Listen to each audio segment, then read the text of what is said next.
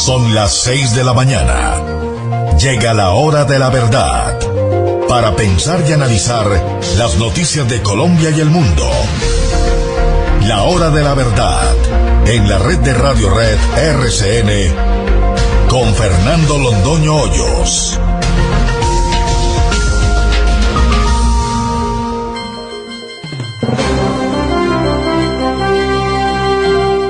Son las 6 de la mañana de este jueves 20 de abril de 2017. Esta es la hora de la verdad. Y estos son temas y asuntos. Y corriendo todas las contingencias, desde luego que hay que ser francos, lo hizo tarde. Para que nos miremos en ese espejo que es Venezuela. ¿Vamos a marchar tarde nosotros también? ¿Nos vamos a lanzar a la calle cuando ya no sea tiempo? ¿Nos vamos a exponer cuando ya no tengamos nada que perder porque lo hemos perdido todo, porque nos lo han entregado todo? Los ejemplos están a la vista. Venezuela, el drama, la tragedia de Venezuela, de nuestros hermanos. La suerte de Venezuela es nuestra propia suerte. Nos tiene que enseñar cuál es el camino. Y aquí nos mandan mensajes. Lo ocurrido en Barranquilla con ese joven estudiante es la demostración de lo que va a pasar aquí. Ya había pasado también en el Paraninfo de la Universidad del Cauca. Un joven estudiante se permitió proponerle a Pacho Chino su historial delictivo y criminal para preguntarle cuál era el poder moral con el que llegaba a esa tribuna, y se le vino el mundo encima, porque ese es el estilo marxista-leninista, y lo que pasó en Barranquilla es exactamente eso, la prueba de qué es lo que se vienen. No tienen razones, no proponen la discusión, chiflan, gritan, hacen toda clase de ademanes y de gestos y ejercen todo tipo de violencia. Abramos los ojos.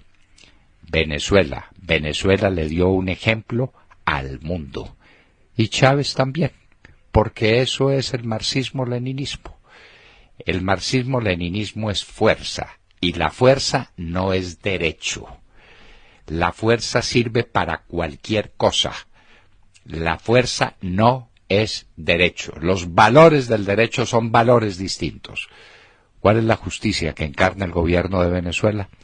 ¿Qué es lo que eso significa? ¿Cuál es la prosperidad que le ha dado ese pueblo? ¿Cómo se justifica históricamente semejante crimen contra un pueblo rico y poderoso como el de Venezuela? No, esos valores no se juegan. Es la bota militar, es el lanzallamas, es el disparo aleve, es el asesinato. 3 personas murieron allá en Venezuela. ¿Cuántas más tendrán que morir antes de que el mundo termine por escucharlos? Ya en los Estados Unidos las cosas están cambiando. Ya dijeron que lo de Venezuela es un peligro para la democracia occidental, como lo de Colombia. Lo de Colombia es un peligro para la democracia. Ayer, el gobernador de Nariño dijo que lo de Tumaco lo desbordaba, que no tenía ninguna posibilidad de imponer el orden. Claro, tiene toda la razón el gobernador Romero, toda la razón. Eso lo desbordó, porque Santos conformó una democracia cocalera. Democracia cocalera. Es decir, que es el pueblo el que manda. Eso, desde el punto de vista filosófico, se llama demagogia, que es la perversión de la democracia. Romero tiene razón. Los colombianos tienen razón. Y ayer oíamos al general Naranjo de hombre de Estado. ¡Ay, por Dios! Su nivel de incompetencia. No, sí, el crecimiento de los cultivos ilícitos en los últimos años. ¿En cuántos últimos años? En los años en que usted negociaba con las FARC la entrega al país y que les daba al país todas las posibilidades de sembrar coca, de traficar cocaína, de enriquecerse fabulosamente, general Naranjos. Esos son los últimos años. Tenga el coraje de decir la verdad. Bueno, Venezuela nos dio un ejemplo. Hay que seguirlo.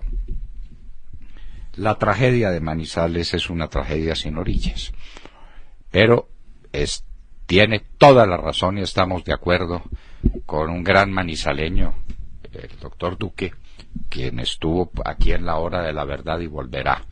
¿Por qué se han urbanizado esas laderas imposibles? ¿Por qué? ¿Quién empujó a esa gentecita a que se fuera a armar un rancho en aquellos lugares? ¿Por qué? ¿Por qué? Manizales debía estar reforestando sus laderas. Manizales debía estar en otro plan completamente distinto, una planificación diferente. ¿Quién los empujó? Ah, la politiquería, la politiquería. En Mocoa hay mucho que preguntar, en Manizales también. En medio de esa tragedia inenarrable hay que tener coraje para decir por qué ocurren estas cosas, y hay que señalar los culpables y hay que indicar que ese definitivamente no es el camino. La seguridad privada en manos de las FARC. Hoy tendremos una entrevista que va a conmover a muchos de nuestros oyentes. La seguridad privada se la van a entregar a las FARC. Y ahora surge otro problema, y es que el manejo del fútbol se lo van a entregar a la seguridad privada. A ver, ¿esto para dónde va? Las dos cosas, y es que esto será una forma de proponer un contratico para los de las FARC. ¿Será que van para allá? ¿Para que sean los de las FARC los que constituyan una empresa de seguridad privada que cuide los estadios? ¿Ese es el camino? Uno tiene que pensar bien en estas materias sobre este gobierno corrupto. ¿Para dónde va? ¿Para dónde van estas cosas? Abramos los ojos. La verdad sobre la situación de las madres comunitarias. Hoy hablaremos con el doctor Mantilla, el abogado de ellos, para que nos lo explique.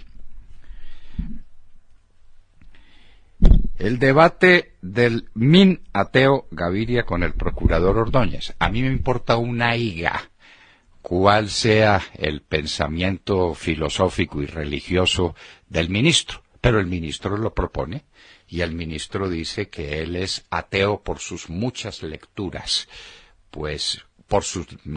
no dijo muchas, por lo que ha leído muy poquito, doctor Gaviria. Me importa un pepino que usted diga que es ateo, siempre y cuando se comporte como si no lo fuera. Entienda el mensaje. Y si es por ateísmo que usted condena a la muerte a las criaturas que están por nacer, ¿eso es por ateísmo? Eso es porque no le importa que esos niños que están por nacer son hijos de Dios, herederos de su gloria, son personas humanas y merecen todo el respeto que merece cualquier ser humano. Pongamos la discusión en el terreno que es, señor min ateo. ¿Qué pasa con el ejército en Arauca?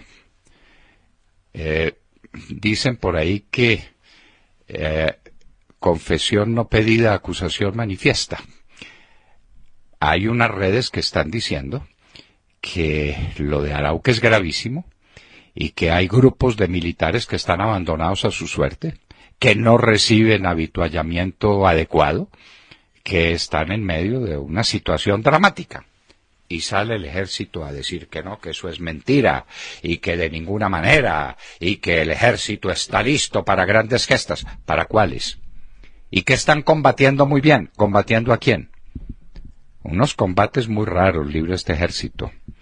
Los combates que vos libráis, de esos combates libradnos, Señor.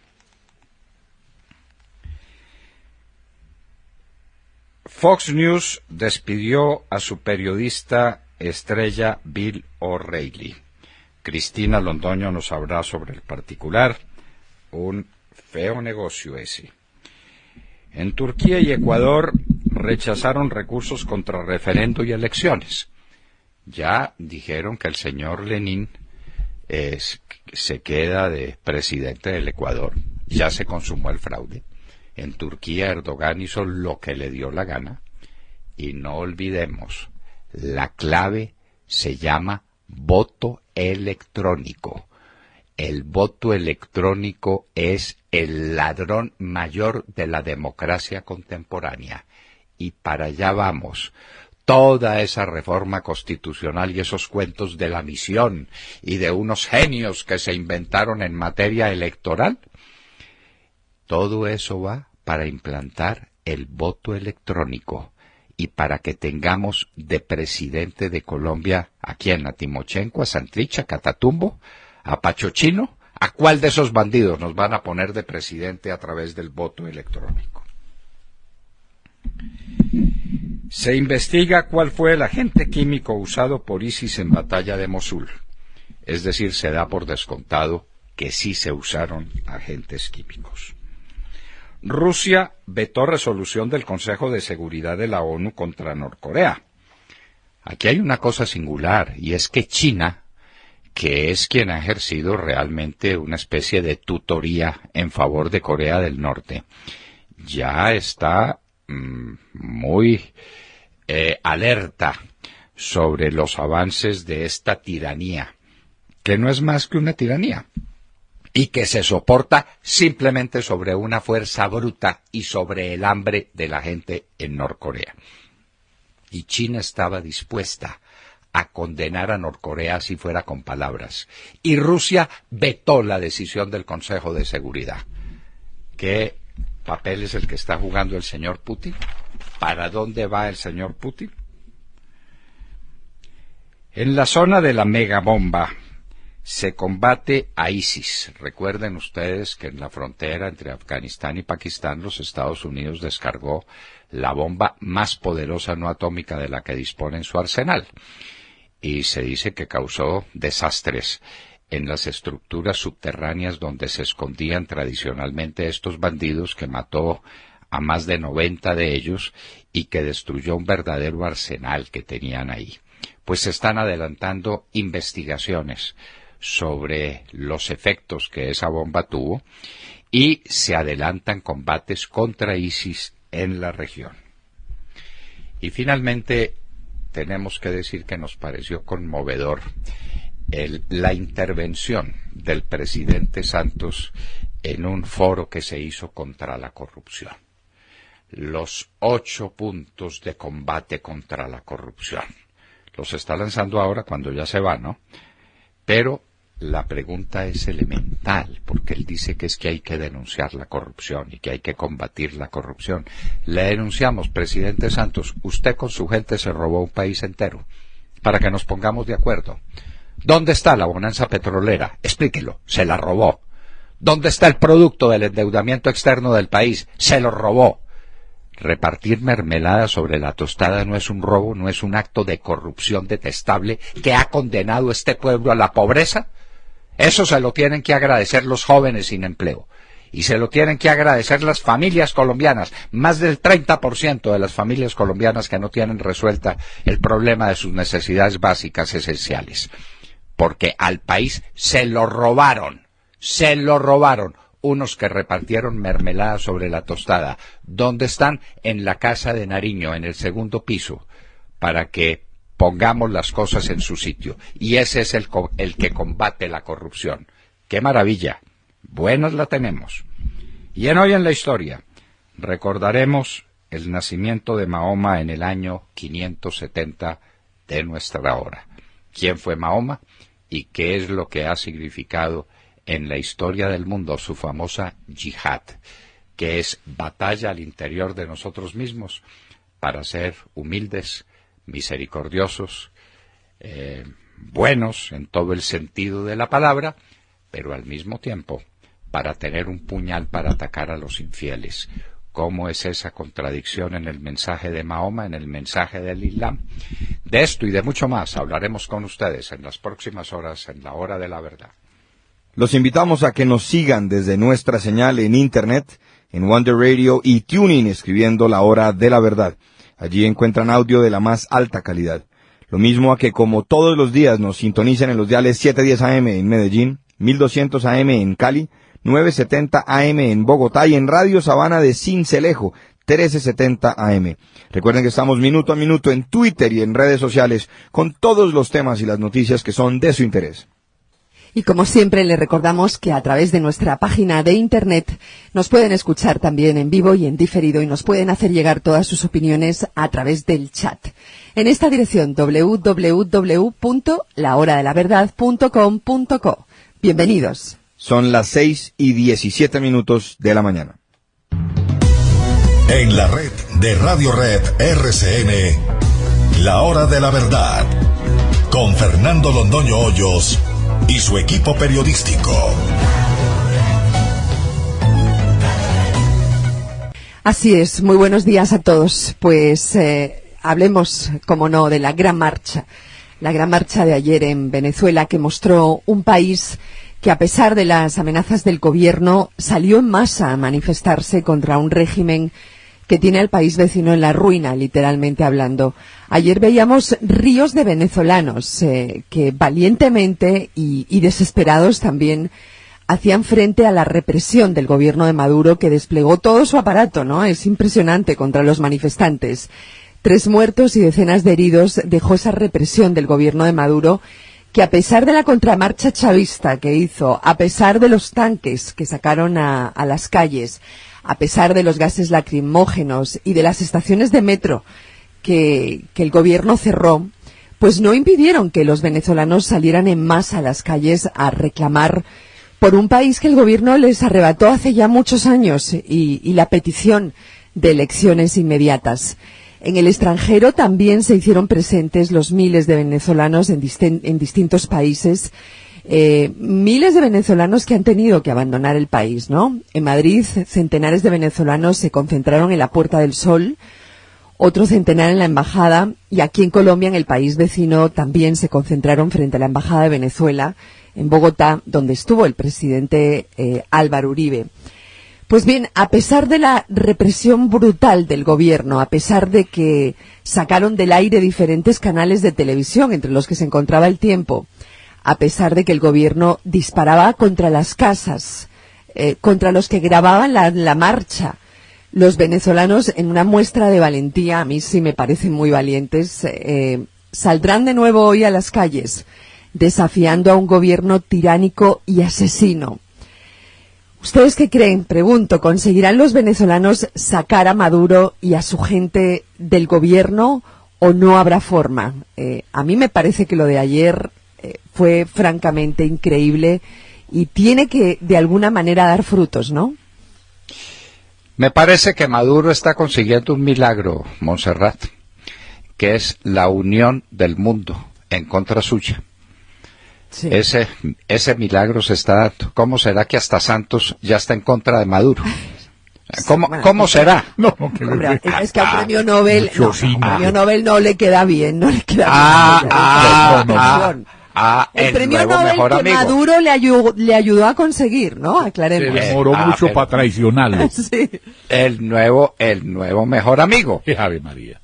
Pero es que eso es tan horrendo lo que está pasando en Venezuela. Sí. Es que cuando uno piensa, Montserrat, aquí hemos dicho muchas veces que lo que hay en Venezuela es un genocidio.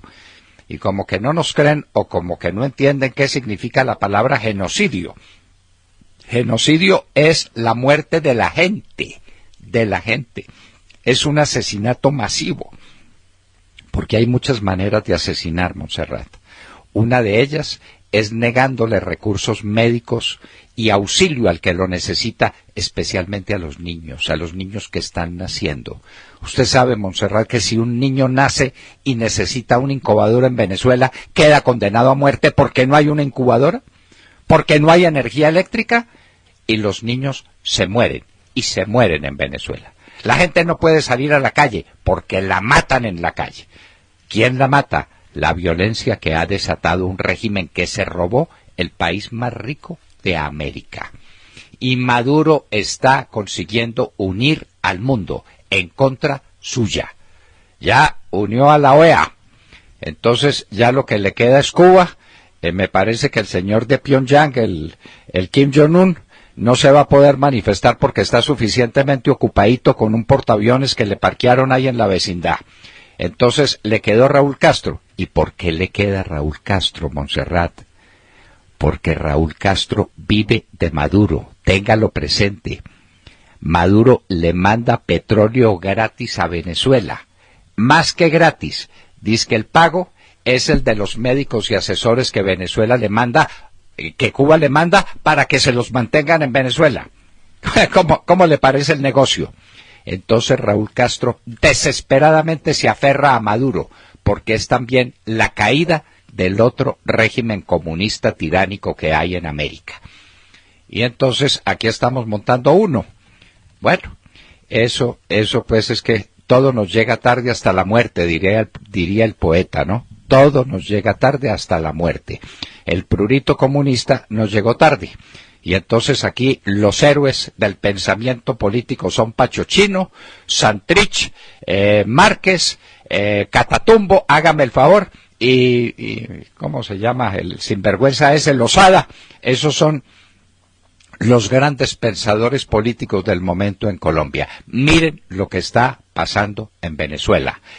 Y todo lo que pide el pueblo venezolano, Montserrat, todo lo que pide son unas elecciones limpias. ¿Cómo le parece? ¿Ah? Y Maduro dice, es que yo tengo la gente, el pueblo venezolano está conmigo. Pues si eso es así, déjese contar. Hagamos unas elecciones, pero elecciones limpias donde los veedores no sean Jimmy Carter y Gaviria, ¿no? Que le den por anticipado el triunfo al Chávez, en su momento se lo darían a... No, hagamos unas elecciones limpias en Venezuela, que es todo lo que pide el pueblo venezolano. Y Maduro no las convoca porque sabe que pierde 5-1. Así queda el marcador. Y con todo el odio que ha desatado, y con todos los amigotes que ha hecho sobre la base de la expoliación del pueblo venezolano, pierde pero de lejos. Está derrotado por el pueblo y está derrotado por el mundo. El pueblo venezolano demostró por qué es la patria de Bolívar. William Calderón. Doctor Londoño, buenos días Colombia, gracias por invitarnos a sus hogares y a sus vehículos. Hoy es jueves 20 de abril del año 17, son las 6:28 de la mañana. Expresando nuestro dolor con nuestra capital Manizales de Malva, por la tragedia invernal vivida en las últimas 48 horas, producto ello de los traficantes de votos, quienes buscando aumentar su mercado electoral, les dio por construir cementerios ladera como complejos habitacionales, mientras se bebían a Caldas desde la primera destilera del departamento, perpetrando el robo a Caldas, todo bajo todas las formas de mercadeo político.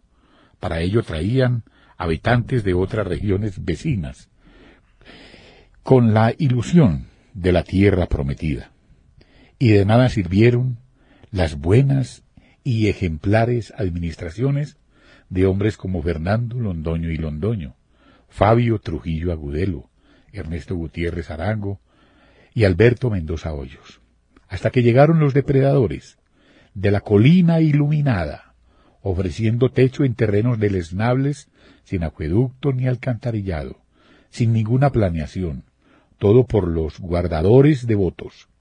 Tragedias como las de los barrios Galán, Estrada, Asís, Sierra Morena y San Fernando. Hablo de San Fernando porque mientras el cortejo fúnebre hacía su doloroso recorrido a San Esteban, al otro lado de la avenida, las araucarias, desfilaban las reinas de la feria, pero nadie decía nada ante semejante profanación. Luego llegó a Corpo Caldas el hermano del senador Víctor Renán Barco López, y fue Troya. Lo que no podían ubicar en el puerto de La Dorada, Supía, y en el corregimiento de Arauca, lo depositaron en Manizales, confundiendo la colina iluminada con un basurero humano, y el problema siguió. Se reprodujo en los primeros días de la administración del actual presidente bolivariano de Colombia, Juan Manuel Santos, cuando él mismo, el que fue ayer a la ciudad de las puertas abiertas, llegó a hacer las mismas promesas, sin cumplir con las primeras. Gracias también, en esa época, a los peores oficios de un sujeto llamado Juan Manuel Llano Uribe. Esta es una tragedia sin orillas, como lo recuerda nuestro director Fernando Londoño Hoyos, refiriéndose a lo escrito por el académico Gonzalo Duque Escobar. Doctor Londoño, estamos sin palabras y con el agua lejos. Estamos sin palabras, transidos de dolor. Nuestra solidaridad espiritual con esa pobre gente a la que arrastraron, empujaron y condenaron a una muerte anunciada. Uno mira esas figuras de esos barrios de Manizales y dicen, ¿a quién se le ocurrió poner un barrio en este sitio? ¿Sí? A los cazadores de votos, William. Sí, señor. A los que daban un lote decía, levante aquí su casa, Claro, que yo veré cómo le traigo un poco de agua o le traigo una conexión eléctrica. Los construían con cauchera. Y vota por mí, y vota por mí. Y así se compusieron los consejos que tenemos. Claro. Y así se compuso políticamente la región. De esa manera, de esa manera. Si aquí tuviéramos fiscal general de la nación, que lo perdimos, lo tuvimos unos días, y sobre todo tuvimos la ilusión de tener un fiscal, pero lo perdimos. Si lo tuviéramos, ya habría iniciado una investigación. La de Mocoa es pálido reflejo con la investigación que hay que hacer en Manizales. Sí, señor. Cuando tuve el honor de ser ministro del presidente Uribe, hubo una tragedia en Manizales, en un barrio que no podía existir. Y di unos recursos importantes para que se levantaran unas casas, con una condición, de que no se hiciera jamás en un territorio así. Y el alcalde de entonces, que después fue perseguido y bueno, los 1000 problemas, pero el alcalde de entonces me lo prometió. Y así empezaron las cosas. No buscábamos un voto de esa pobre gente, ni más faltaba, ni más faltaba.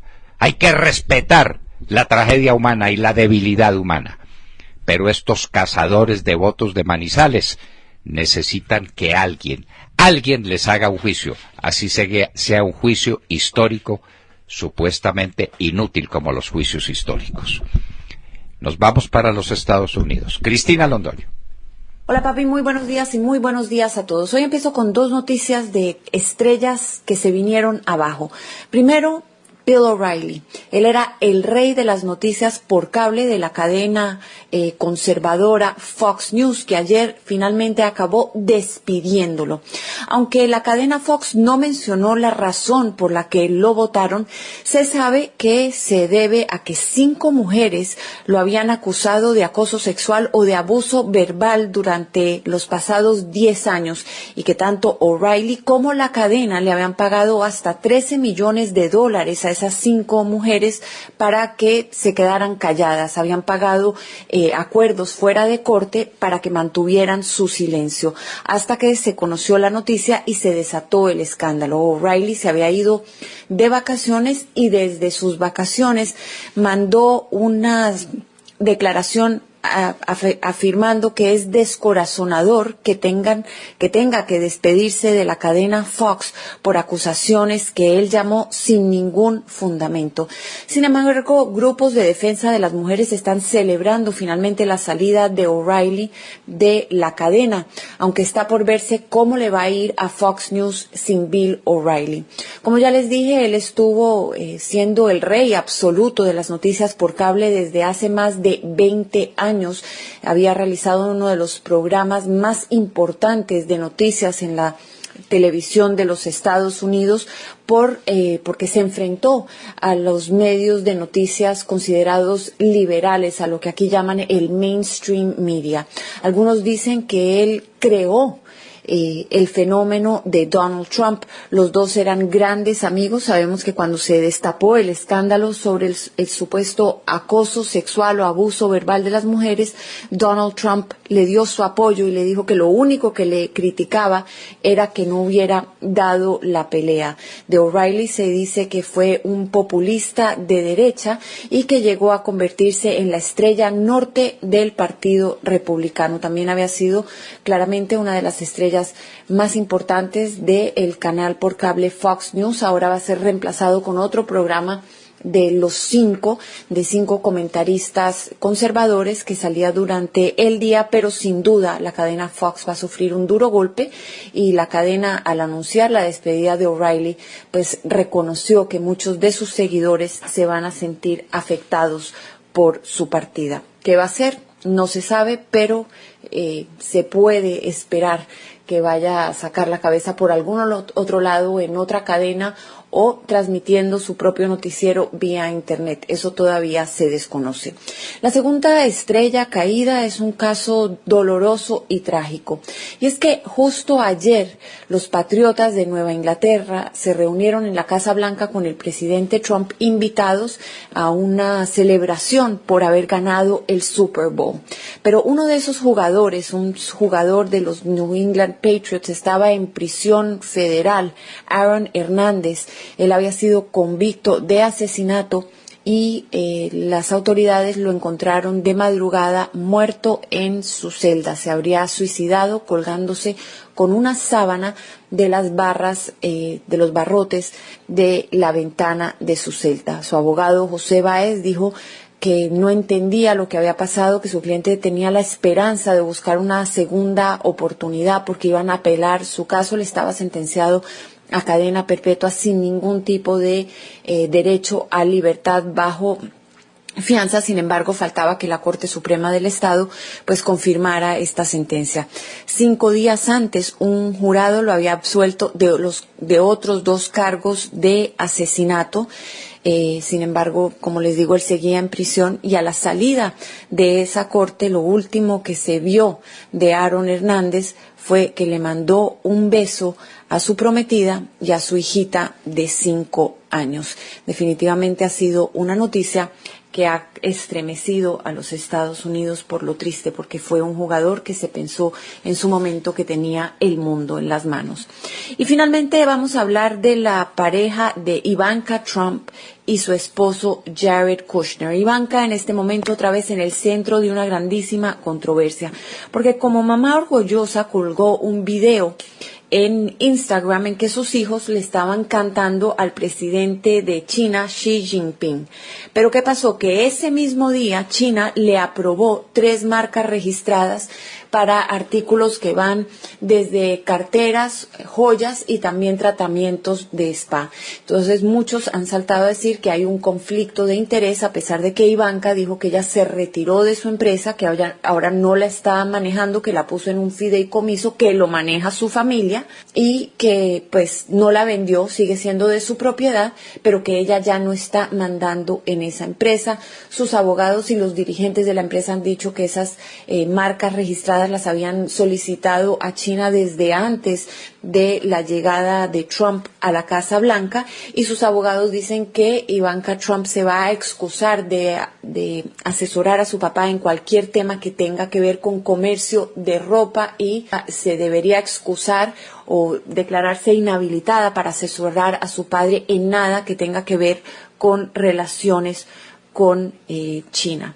Sin embargo, pues hemos hablado con expertos que dicen que estas amistades definitivamente levantan preguntas y críticas sobre el conflicto de intereses, aunque las leyes están claras. No hay ninguna ley que diga que la hija de un presidente no puede sentarse al lado de un dignatario internacional y ponerle a sus hijos a cantarles. Una controversia que claramente continúa. Es lo que tengo por el momento, papi. Ahora regreso contigo al estudio. Que tengas muy buenos días y muy buenos días a todos. Muy buenos días, Cristina, y muchas gracias. Una visión fresca, distinta sobre lo que pasa en los Estados Unidos a través de Cristina Londoño. Santiago Castro. Doctor Londoño, muy buenos días, y muy buenos días para todos nuestros oyentes y para los compañeros aquí en la mesa. En el mes de marzo, el índice de confianza del consumidor que publica Fedesarrollo se mantuvo en terreno negativo, ubicándose en menos 21,1%. Para la entidad, la reducción en la confianza de los consumidores en el primer trimestre del año, frente a los periodos anteriores, se debe a un deterioro importante tanto en la percepción acerca de la situación económica del país como en la del hogar. Lo hemos dicho, doctor Londoño, una y otra vez aquí, en la Hora de la Verdad. Un gobierno que no genera confianza, que no tiene una política clara en materia económica y que se hace el de la vista gorda frente a los reclamos de todos los sectores y alega que el pesimismo se debe a la desinformación de los medios, lleva al país hacia el abismo. Asobancaria le ha salido al paso al aumento en la cartera vencida, doctor Londoño, e insiste en que la situación no llega a ser tan crítica como a finales de los 90. La variación anual a febrero del año en curso fue de 23,3%. No obstante, varios analistas insisten en que de no revertirse la situación, las cosas podrían cambiar. Parecería que están tratando de generar confianza en la economía, mostrando que el sistema financiero colombiano es sólido. No lo ponemos en duda, sin embargo, el mismo depende del comportamiento de la economía y ahí sí los problemas son evidentes. Por otra parte, doctor Londoño, el Fondo Monetario Internacional insiste en que incluso haciendo las reformas que urgen al sistema pensional colombiano, el déficit del mismo se mantendría al menos hasta el año 2050. Aumentar la edad para obtener una pensión, el número de semanas cotizadas, la tasa de cotización, entre otros, manteniendo el régimen público de prima media, al parecer sería contraproducente. Lo que habría que seguir promoviendo es el régimen de ahorro individual.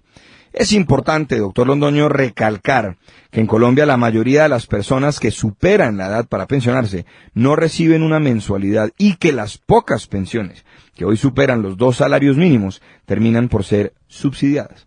La bomba pensional explotó y el gobierno no quiere decidir al respecto. Prosperidad para todos. El problema pensional no es un problema, Santiago, es una bomba. Y una bomba que seguramente va a estallar. ¿Y qué hace este gobierno? Lo que hace en todos los casos, le deja el problema al que venga detrás, para que arree. El que venga detrás que arree.